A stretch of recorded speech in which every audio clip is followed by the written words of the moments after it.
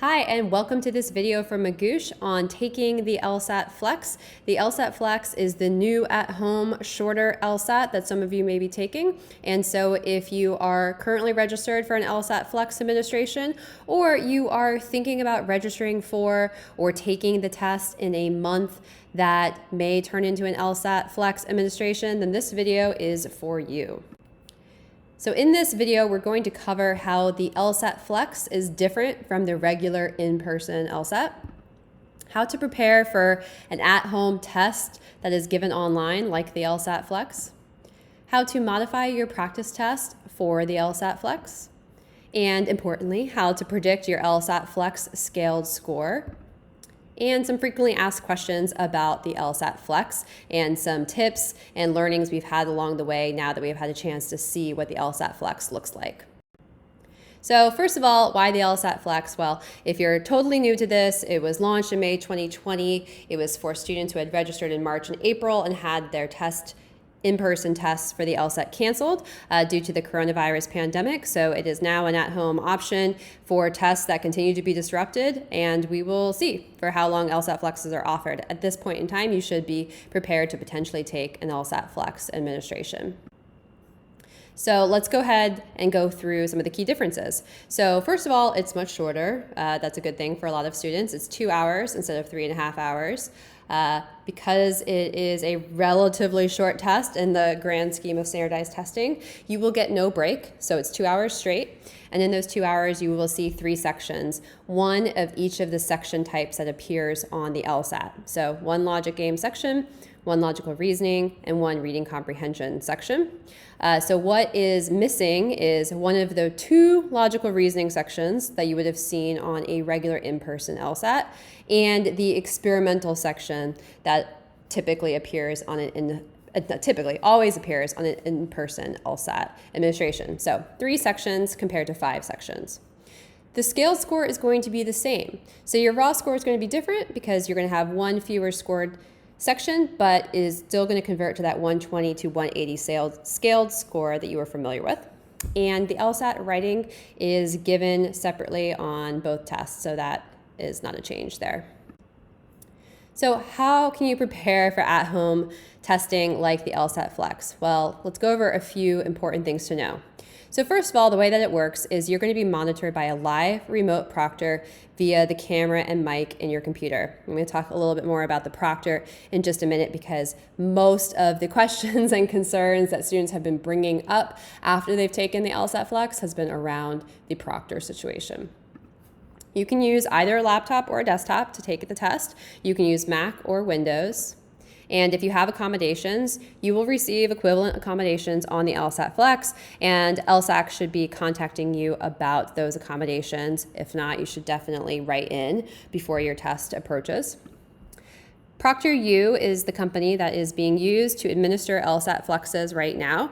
So they do have a tool where you can test your setup well in advance of the test. We also recommend that you test it again an hour before the test. Make sure that all of your technology is completely set up so you don't have any last minute worries. So go to the ProctorU website and you'll be able to test to make sure you have all the things that you need to take the LSAT Flex. You should also be emailed that information from LSAC if you are registered. So I mentioned the proctor situation. Now these are human proctors, and just like taking an in-person test, where you would also have a proctor, every proctor is different. And so I know that a lot of attention has been getting put into improving the proctor experience, improving proctor training, but this is something that LSAC had to roll out quickly and for thousands of students. And so there definitely have been some hiccups, some proctors who didn't know all of the exact rules for the LSAT Flex, for example, or that you could have scratch paper. You can have scratch paper. We'll talk about that in a minute. So the best way that you can be prepared for the situation with dealing with the proctor is, first of all, know that it's going to be a thing. You may even want to take a practice test with someone sitting in the room kind of watching you, just getting used to that experience of being feeling like you've been personally watched. You can also be prepared by just knowing what you're allowed to have and what the rules are, and making sure that you're able to calmly explain that to the proctor so that they can check things on their end, and just be flexible. Just like if you're taking an in-person test, things can go wrong. There can be distractions, there can be noises. It's going to be the same thing at home as well. So just mentally prepare yourself going into this. Feel really prepared with everything that's in your control, and know that there will likely be some things that are outside of your control as well. So you may be wondering how you can modify your practice test, knowing what I told you about the sections being different for the LSAT Flex. So good news is it's pretty easy. You can take any official LSAT test and turn it into an LSAT Flex simply by removing one of the two logical reasoning sections. So you want to just have one section of each type. So analytical reasoning, or the logic game section, as it's typically called, a logical reasoning section, and a reading comprehension section. If you're using an official practice test, note that it doesn't contain the experimental section already. That's not something that LSAC releases. So what you should be looking at is a 4-section test, and you're going to remove one of the logical reasoning sections. But I bring that up in case you happen to be using a test from somewhere else that has put together 5 sections for you to practice with. You also would want to remove that experimental section.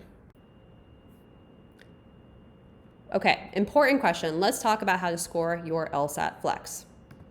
So just like on the regular LSAT, what you're going to do is you're just going to add up your raw score of questions correct, and then you're going to use a chart to convert that to a scaled score.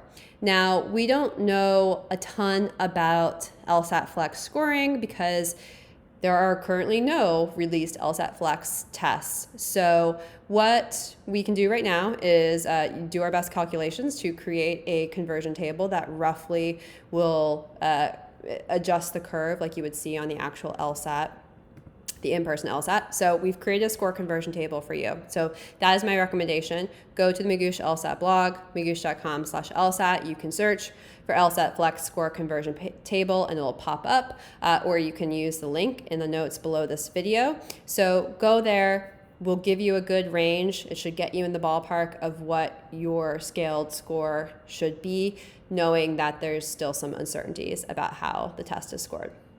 So remember, the LSAT does equate scores for each individual test sitting. So even though there are fewer questions on the LSAT Flex, you're still being measured against everybody else that is taking the test in that sitting. So it should work out that, say a 170 on the regular LSAT should be roughly equivalent to a 170 on the LSAT Flex, because you're being measured against everybody else that is taking the test with you. So let's talk about some frequently asked questions. Is the LSAT Flex easier or harder? Well, that depends. It depends mainly on your at-home testing setup. A lot of students are preferring to take the test at home, and taking the shorter version means that you don't have to worry so much about your endurance or fading towards the end of the test. But if you're in a situation where your at-home testing setup is you're in a distracting environment, you have family at home, you have kids, you just don't have quiet focus space, then it may be harder to concentrate, or if you're worried about your internet setup, that's probably the major difference that you're going to be dealing with the LSAT Flex. One thing I will mention, it could, whether you think it's easier or harder, could depend slightly on how strong you feel you are at logical reasoning. So you're only going to have one section of logical reasoning, not 2 sections. So if you happen to greatly outperform or typically outperform your peers on logical reasoning, then the curve might be a little bit less to your advantage on the LSAT Flex than it would have been otherwise. But as I've been saying, I think most students are preferring the LSAT Flex because of its shorter length and because it eliminates the mystery of that experimental section. So no mind games about whether or not that section that you're struggling with is the one that counts towards your score or not. Another frequently asked question, can I pick my own testing time? Yes, you can. It will be within a window of a day or 2 that is being scheduled for that test administration. But once scheduling starts for the LSAT Flex testing times, which will be a few weeks before your test date, you'll be able to select from a variety of start times.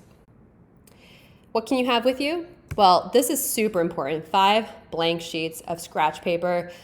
Make sure that they're really blank sheets.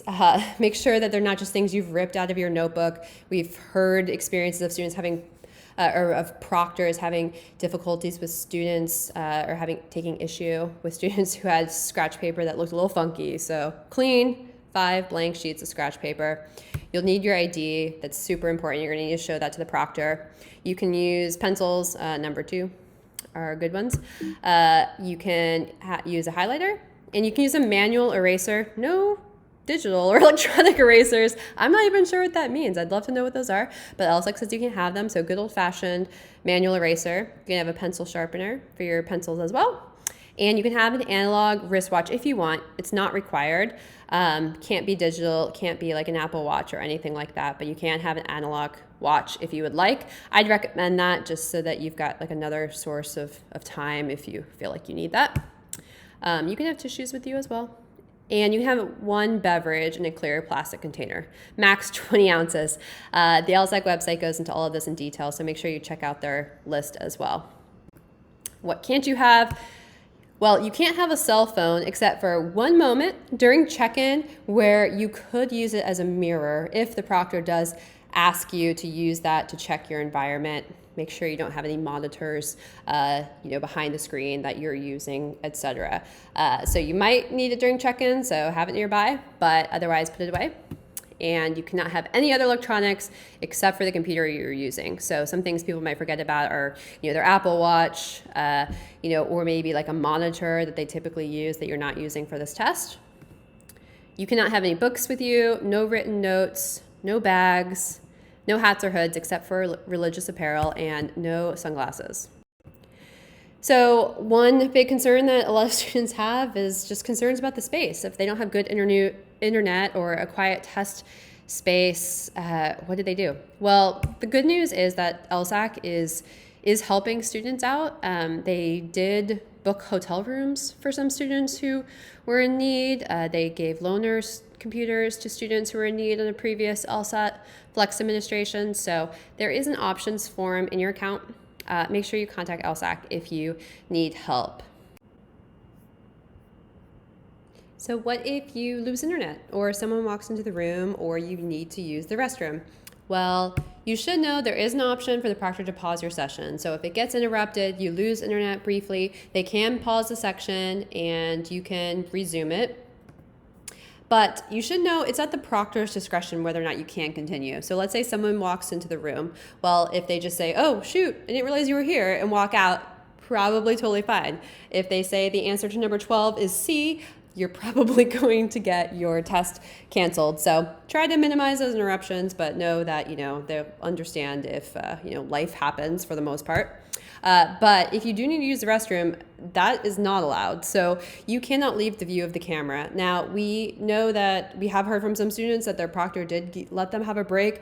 Technically, that's not allowed. You shouldn't plan on it. You should plan to remain in camera view the entire time. Those are the rules. So there's a lot more questions that you may have about the LSAT Flex. This is just to get you started. We do have more information on the Magoosh LSAT blog. We have links in the notes below, or you can go to magoosh.com/LSAT and search for LSAT Flex. The LSAC official website also has some pretty good FAQ pages, so make sure you check out the official site as well. It will cover everything from what happens if your pet walks in the room. Spoiler alert, it's fine. They can chill in the background as long as they're not feeding you answers. We'll also include the notes, the link to those pages in the notes below this video. And now it's time to get started studying. So the good news is it's a shorter test, but all the same question types, and Magoosh has lessons, strategy lessons covering all of the question types that you'll see on the LSAT. And we have over 7,000 official LSAT questions for you to practice with. So plenty to practice with, and we are here if you need us to help. Just give us a shout.